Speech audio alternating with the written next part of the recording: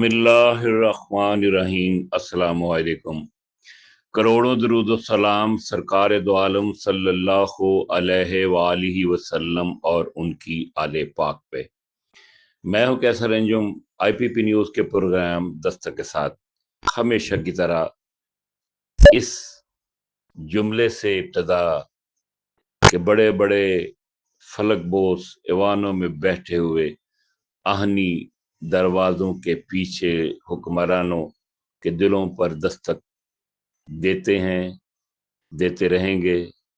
और आज के इस प्रोग्राम में हम ये बताना चाहते हैं मुसलमान ममालिक के हुक्मरानों को, जो अमेरिका को सुपर पावर समझता है और उससे खौफजदा है। अल्लाह तबारक ताला की पकड़ जब होती है तो बड़े बड़े सुपर पावर वो रेत के घरोंदे की तरह ढह जाते हैं।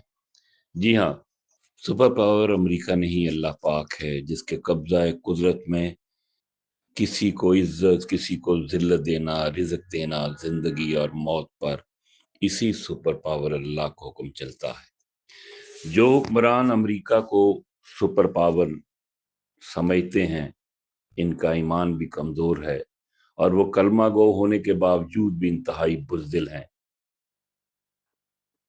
अरबों की तादाद में मुसलमान होने के बावजूद भी अमेरिका के हरामी बच्चे, जिसकी आबादी 10.10 मिलियन है, फलस्तीन पर जुल्म ढा रहा है।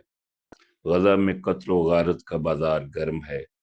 इस्लामी ममालिक अमेरिका के खौफ से कुछ नहीं कर पा रहे।